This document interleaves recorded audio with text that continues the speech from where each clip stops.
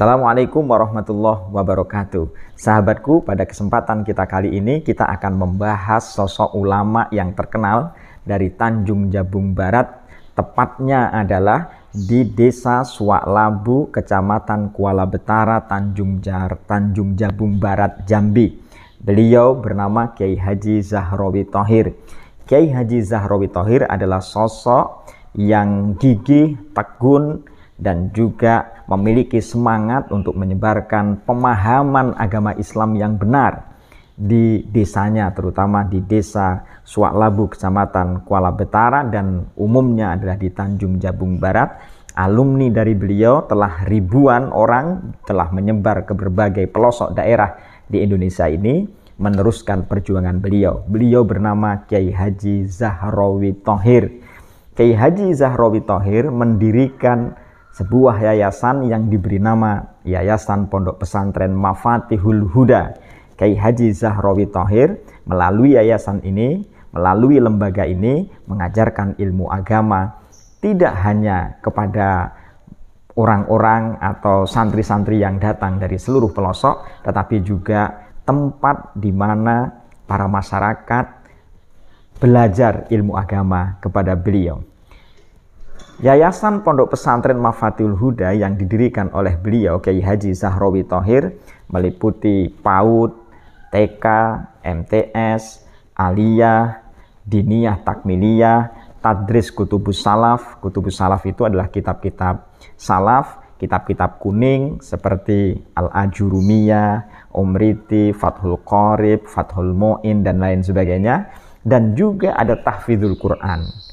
Jadi kalau misalnya sahabatku yang rumahnya dekat di sana atau seluruh Indonesia yang melihat ini ingin belajar atau ingin menghafal Al-Quran, bisa mendatangi yayasan yang didirikan oleh beliau ini, namanya Pondok Pesantren Mafatihul Huda. Kiai Haji Zahrawi Thohir adalah ulama berpengaruh. Beliau ini adalah guru masyarakatnya. Beliau menerangi masyarakat yang belum paham agama. Beliau mengajar tidak hanya anak usia sekolah, tetapi juga ibu-ibu dan bapak-bapak.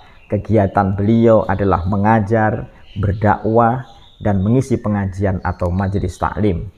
Beliau adalah sang teladan, tidak hanya dalam syiar Islam dan pendidikan, tetapi juga dalam rumah tangga. Beliau pernah menjadi perwakilan dari Provinsi Jambi dalam ajang pemilihan Keluarga Sakinah Teladan tingkat nasional tahun 2008. Bersama sang istri tercinta, Ibu Nyai Suratiyah, beliau mendapat undangan khusus di Istana Negara dan juga berkunjung ke gedung MPR maupun DPR.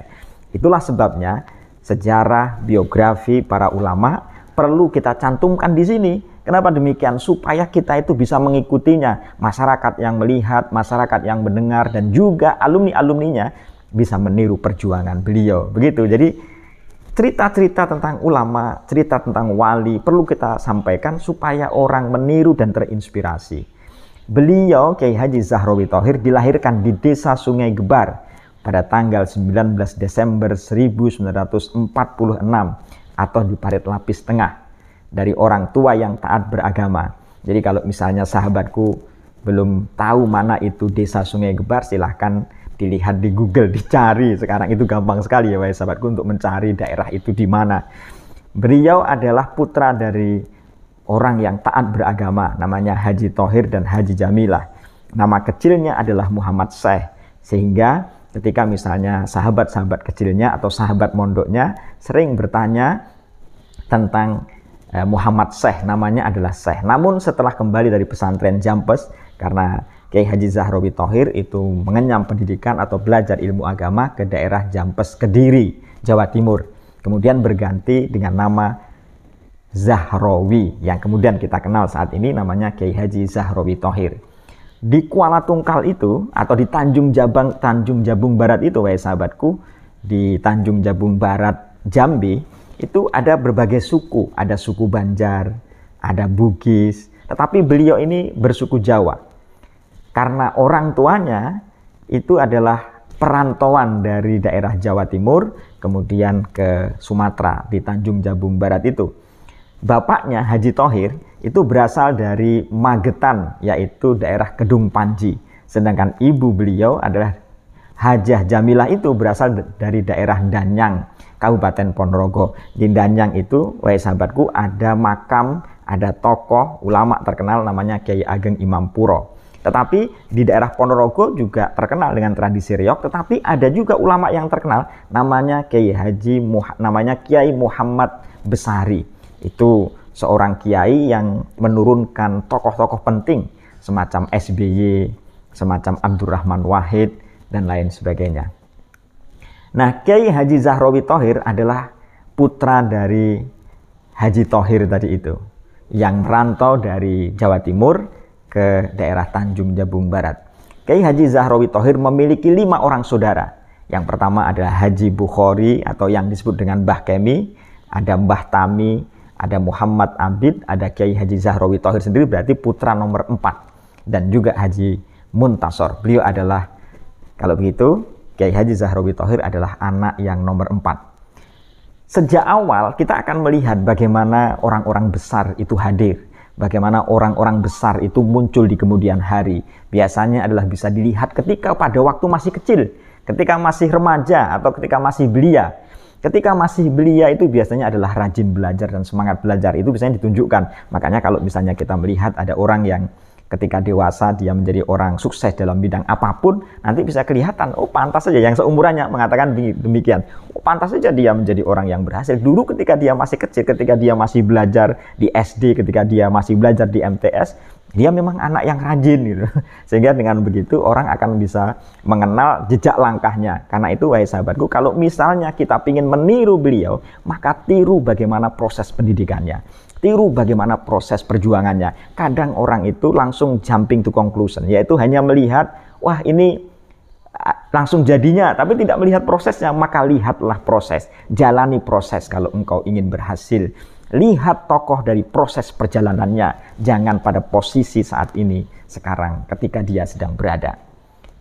Pada masa kecilnya, Kiai Haji Zahrawi Thohir memang dikenal sebagai murid yang cerdas dan rajin belajar. Pada masa kecilnya beliau belajar kepada seorang kiai terkenal di daerahnya, namanya Kiai Khurmen. Kiai Khurmen ini adalah kiai yang di samping mengajarkan ilmu agama, tetapi juga mursyid Thariqah Qadiriyah An-Naqsabandiyah, Thariqah Qadiriyah wan Naqsabandiyah.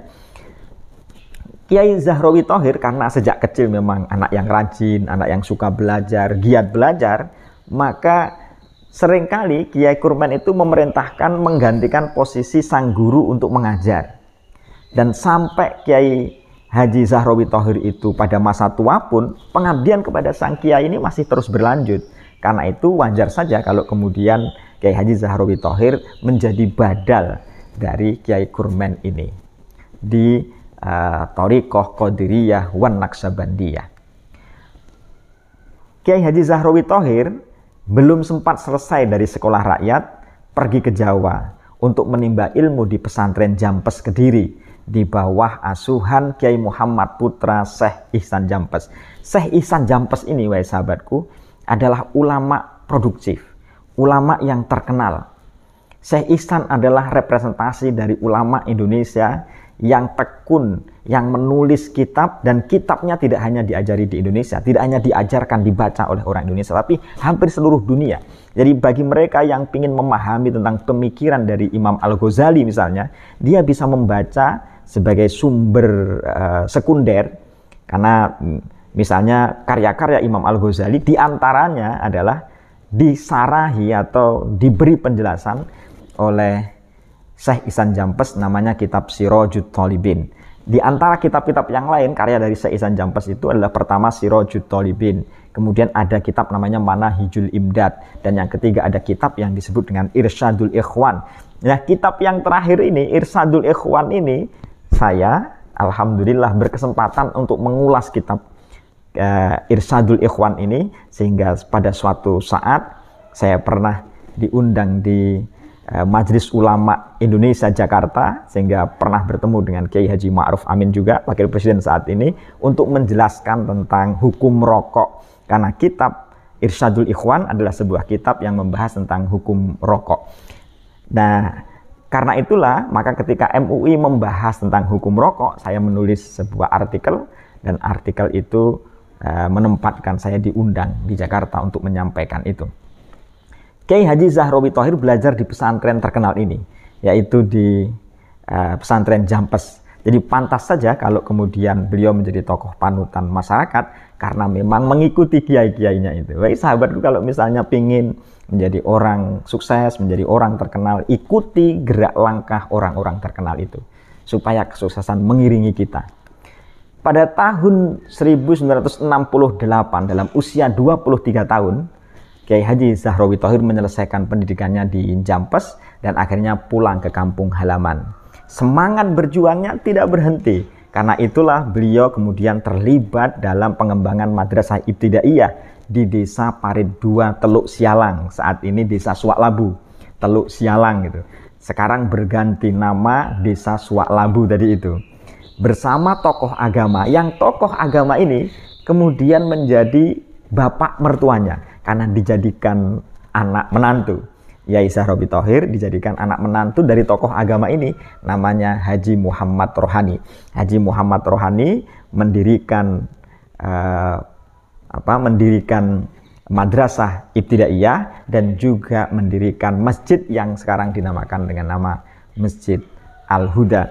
Dari cikal bakal madrasah ibtidaiyah inilah kemudian Yayasan Pondok Pesantren Mafatihul Huda itu berdiri sampai saat ini.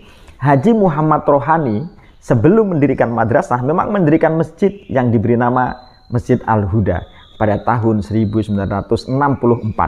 Haji Muhammad Rohani pada awal kalinya ketika mulai berjuang itu meminta kepada Pondok Jampes untuk mengirimkan salah santrinya, dan santrinya itu ada yang disebut dengan Abbas Warisi yang kemudian terkenal dengan Kiai Haji Abbas Warisi. Kiai Haji Abbas Warisi ini karena pinter dalam ilmu agama, alim dalam ilmu agama, kemudian dijadikan menantu oleh Haji Muhammad Rohani. Dijadikan menantu, dan yang hebatnya lagi, wahai sahabatku, Kiai Haji Zahrawi Thohir juga dianggap sebagai pemuda potensial. Karena dianggap sebagai pemuda potensial, maka dijadikan menantu juga. Dan ini menjadi tradisi ulama masa lalu, wahai sahabatku, ketika ada seseorang yang potensial, nanti dijadikan sebagai menantu. Lirboyo juga begitu, mengambil menantu-menantunya, Yai Mahrus Ali, itu jadikan menantu dari siapa? Termasuk pendiri Lirboyo namanya Kiai Mbah Abdul Karim atau Kiai Manaf, itu juga dijadikan menantu juga. Kiai Soleh oleh Kiai Soleh Banjarsari. Jadi kalau ada pemuda-pemuda potensial itu dijadikan menantu, dan itu ditiru pula oleh Haji Muhammad Rohani. Kalau Kiai Abbas Warisi tadi dinikahkan dengan anak yang nomor 3 namanya Maimunah dari anak Haji Muhammad Rohani.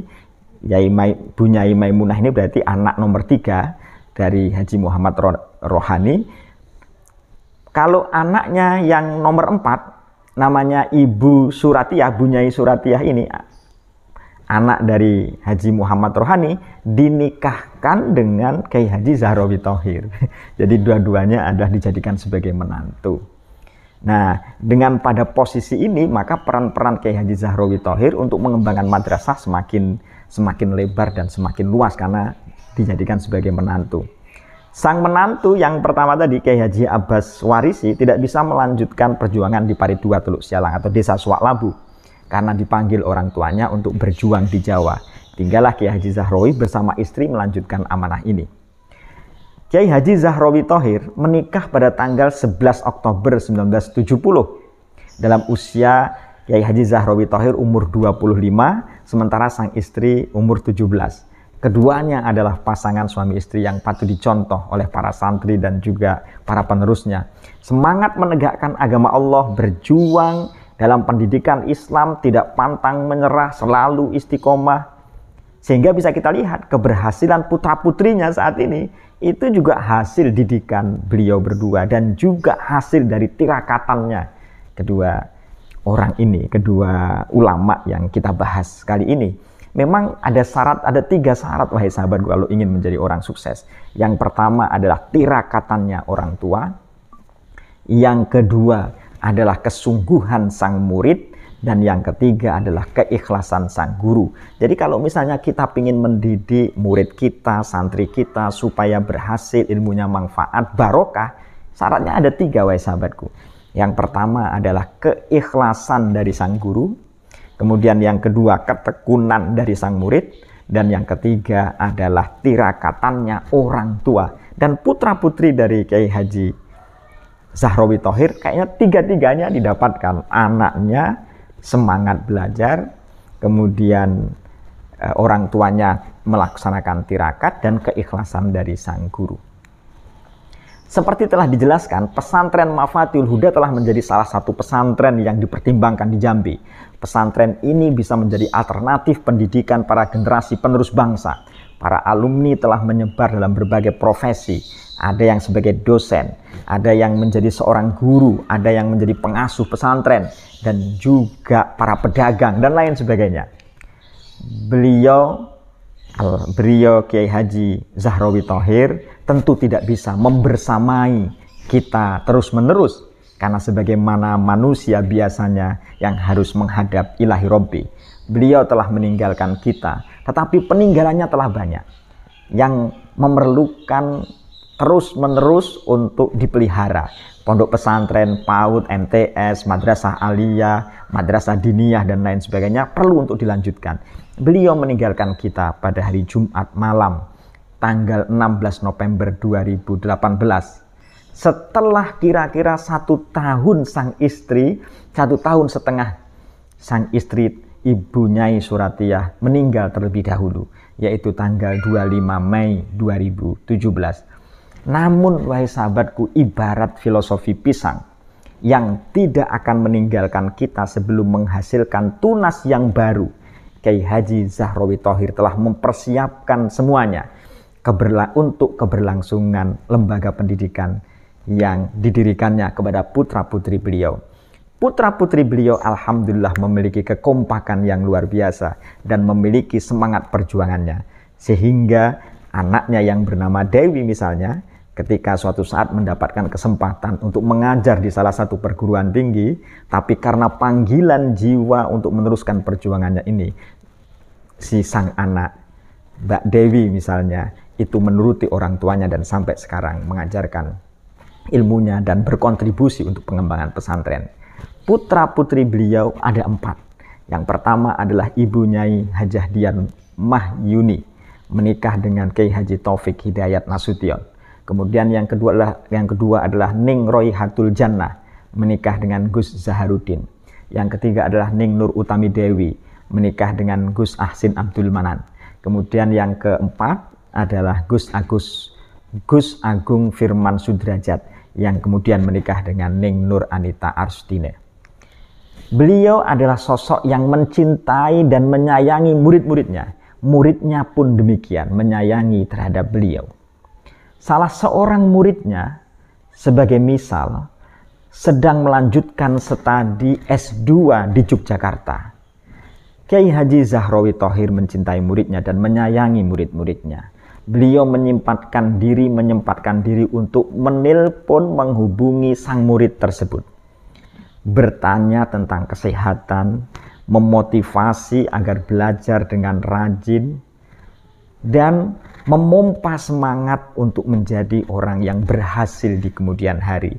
Ditelepon.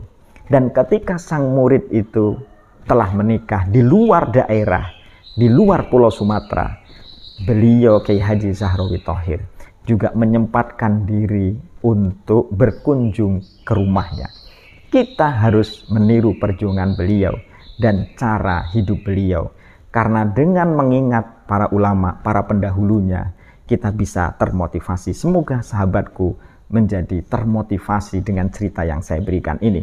Dan ketahuilah wahai sahabatku, salah satu murid yang ditelepon dan yang dikunjungi itu adalah, alhamdulillah, saya sendiri.